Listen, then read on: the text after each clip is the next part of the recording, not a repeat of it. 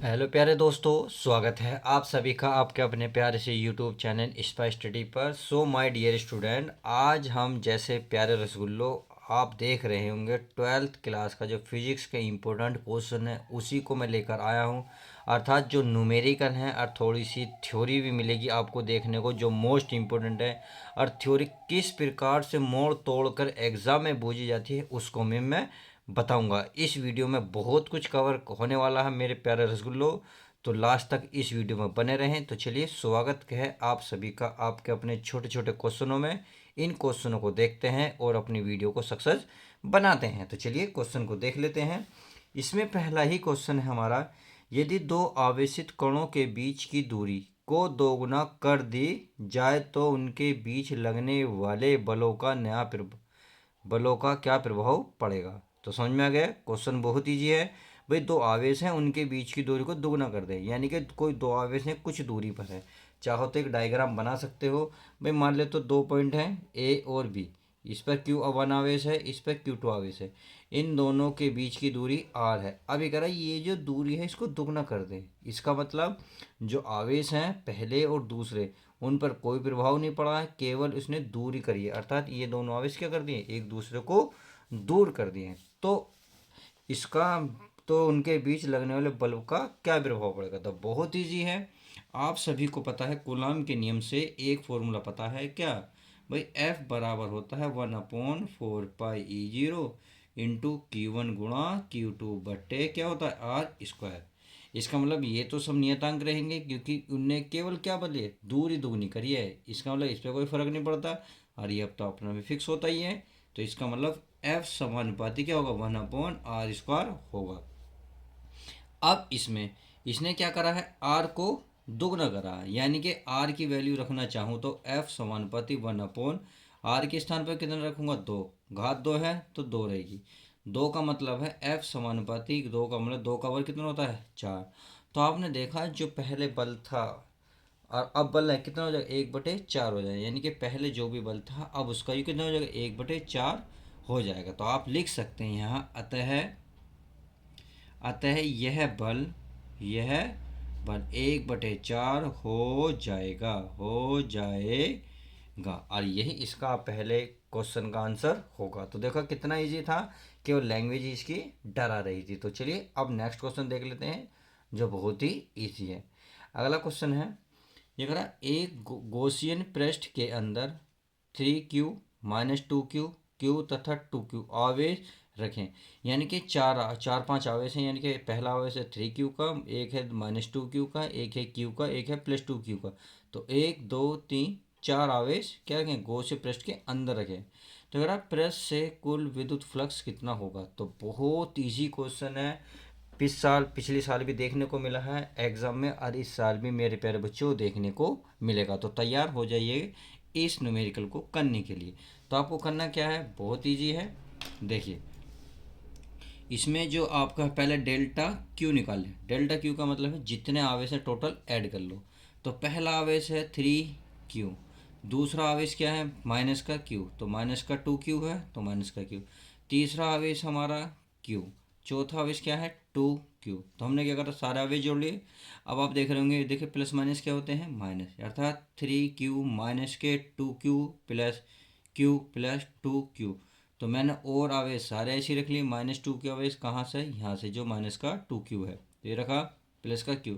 तो आप देख रहे हो कि माइनस का है और ये प्लस का, जब एक बिल्कुल सेम सेम हो और चिन्ह चेंज हो तो कैंसिल हो जाते हैं। तो आपने देखा 3Q और प्लस Q, तो 3Q और 1Q कितना हो गया टोटल मेरे प्यारे बच्चों, बताओ टोटल हो गए 4Q। यानी कि 4Q आवेश मिल गया। अब इसने पूछा क्या है, इसने पूछा है प्रेस से कुल विद्युत फ्लक्स कितना होगा। तो चलिए विद्युत फ्लक्स निकाल लेते हैं, बहुत इजी है। तो विद्युत फ्लक्स को सिखा देते हैं डेल्टा ई से। डेल्टा ई बराबर यानी कि सॉरी फाई ई बराबर क्या होगा, डेल्टा क्यू बटे बताइए E0। तो डेल्टा क्यू का मान कितना है 4Q बटे कितना E0 और यही फाई ई और यही क्या है हमारा विद्युत फ्लक्स है। तो विद्युत फ्लक्स फाई बराबर 4Q बटे E0 और यही इसका आंसर होगा। तो आई होप क्वेश्चन नंबर पहला और जो तोता मोस्ट इंपॉर्टेंट है, एग्जाम में हर साल आ रहे हैं मेरे प्यारे बच्चों, इसी साल भी आएंगे, तो मैंने आपको तैयारी करा दी है, तैयार हो जाइएगा इन सवाल को करके। अब नेक्स्ट सवाल देख लेते हैं। क्वेश्चन नंबर कौन सा है हमारा, अब देख लेते हैं 3।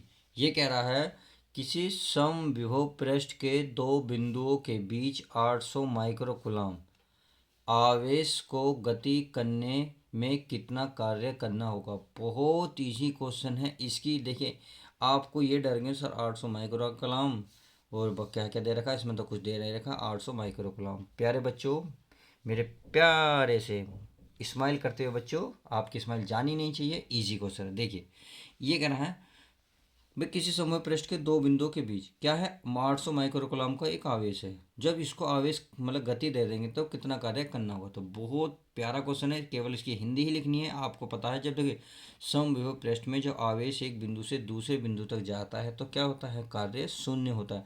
तो इसका मतलब 800 माइक्रोकूलम का उस पर कोई प्रभाव नहीं पड़ेगा। तो आपको हिंदी लिख देता हूँ ताकि आपको समझ में आ जाए। तो मैं लिख देता हूँ हिंदी। हिंदी क्या है, यह है, लिख सकता हूँ मैं सम विभव। सम क्या लिखेंगे, विभव। सम विभव पृष्ठ से या पृष्ठ में आवेश, क्या लिखेंगे मेरे प्यारे बच्चों, आवेश को एक बिंदु से दूसरे, क्या लिखेंगे, दूसरे बिंदु तक ले जाने में क्या गया कार्य, क्या होगा मेरे प्यारे बच्चों, क्या होगा, शून्य होगा। आप समझ गए। तो इसका मतलब कार्य कितना करना पड़ेगा, शून्य करना पड़ेगा। तो 800 माइक्रोकूलम का क्वेश्चन पर कोई भी प्रभाव नहीं पड़ेगा। अब क्वेश्चन नंबर देख लेते हैं 4। ये भी इंपॉर्टेंट है, बहुत यार इजी भी है। ये कह रहा है किसी चालक का प्रतिरोध किन किन राशियों पर निर्भर करता है। तो बहुत ईजी है। अब देखिए, आपको चालक का प्रतिरोध पहले तो पता हो, आर बराबर क्या होता है। तो आर बराबर होता है रो इंटू एल अपॉन ए। तो इसका मतलब तो ये हुआ, ये किस किस पे डिपेंड है, किन राशियों पर भाई, एक तो रो, एक एल, ये ए। अब अगर यहाँ से इसे निकालेंगे तो बहुत ईजी बनेगा भाई। आर, ये दोनों जो ऊपर हैं देखिए समानुपाती में, अर्थात समानुपाती क्या होगा, रो हो जाएगा। और आर समानुपाती एक क्या होगा, एल है, तो एल हो जाएगा। और एक क्या है नीचे, तो ये होता है वित्तीय अनुपाती, अर्थात निशान तो ये लगेगा, बस नीचे लिखा जाएगा। नीचे लिखने की वजह से इसे वित्तीय अनुपाती कहते हैं। अब इसको क्या कहते हैं और इसको क्या कहते हैं और इसको क्या कहते हैं, अभी बताते हैं। देखिए आर समानुपाती रो, तो ये क्या होगा, प्रतिरोधकता होती है, अर्थात जितनी किसी चालक की प्रतिरोधकता अधिक होगी उसका प्रतिरोध भी उतना ही अधिक होगा, पहली कंडीशन।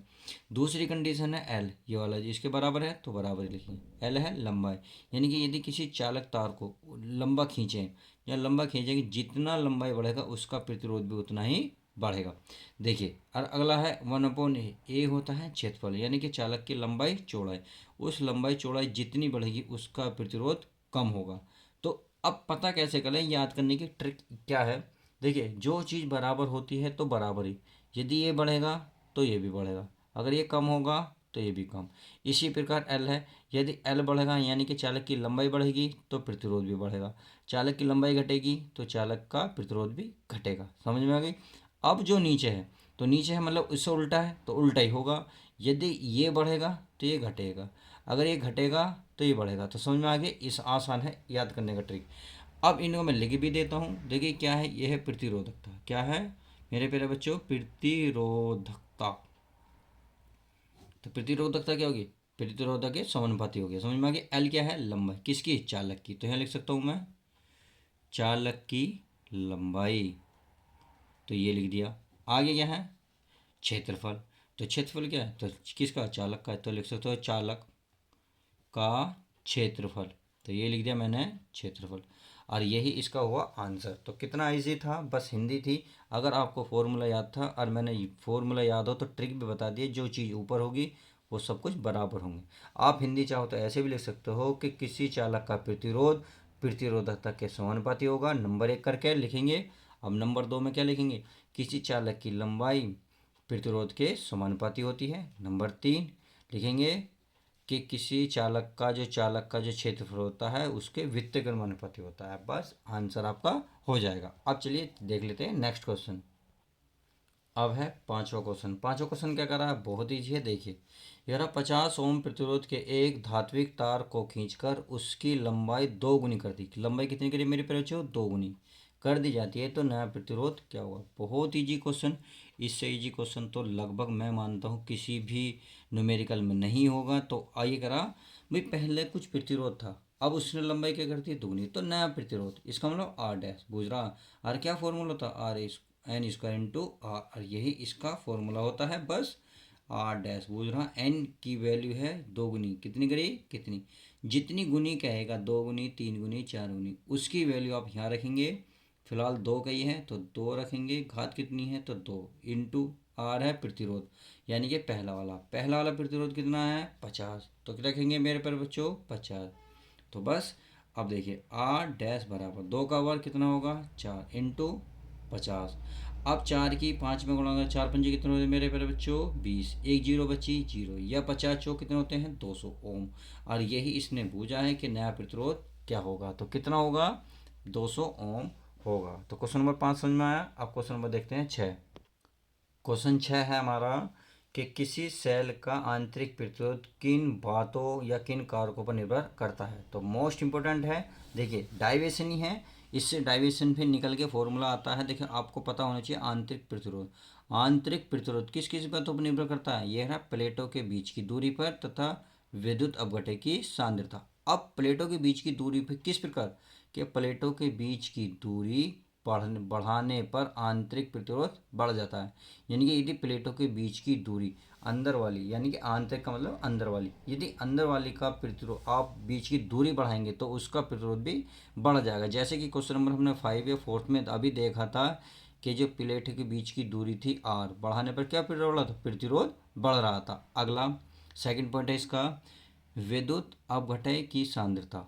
तो ये होता है विद्युत अपघटन की सांद्रता बढ़ाने पर आंतरिक प्रतिरोध बढ़ जाता है। तो दोनों टॉपिक को याद रखेंगे। क्वेश्चन क्या है, किस सेल का आंतरिक प्रतिरोध किन किन बातों पर निर्भर करता है, प्लेटों के बीच की दूरी, यदि प्लेटों के बीच की दूरी बढ़ाओगे तो आंतरिक प्रतिरोध भी क्या होगा, बढ़ेगा। विद्युत अपघटन की सांद्रता, यदि विद्युत अपघटन की सांद्रता को बढ़ाओगे तो प्रतिरोध भी क्या होगा, बढ़ेगा। यानी कि दोनों क्या है, बढ़ती हैं। तो आई होप समझ गए होंगे। अब चलिए क्वेश्चन नंबर देखते हैं नेक्स्ट। क्वेश्चन 7 है, ये रहा ट्रांसफार्मर किस सिद्धांत पर कार्य करता है, इसमें नर्म लोहे की क्रोड क्यों लगाई जाती है। तो क्वेश्चन यहाँ से बनता है कि इसमें नर्म लोहे की क्रोड क्यों लगाई जाती है। कभी कभी 1 से 2 नंबर तक का क्वेश्चन बन जाता है, और 1 नंबर का तो ये आता ही आता सीधा कि ट्रांसफार्मर किस सिद्धांत पर कार्य करता है। तो पहला ही इसका आंसर होगा ट्रांसफार्मर अनन्य प्रेरण के सिद्धांत पर कार्य करता है।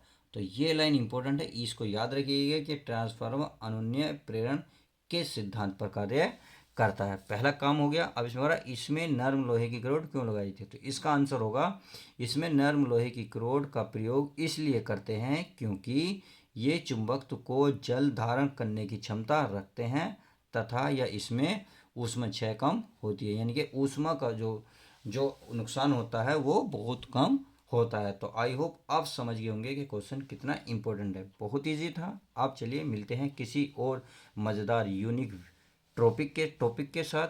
जब तक के लिए दोस्तों बाय, टेक केयर। यदि वीडियो पसंद है तो प्लीज़ एक स्माइल के साथ साथ वीडियो को लाइक करते जाएं।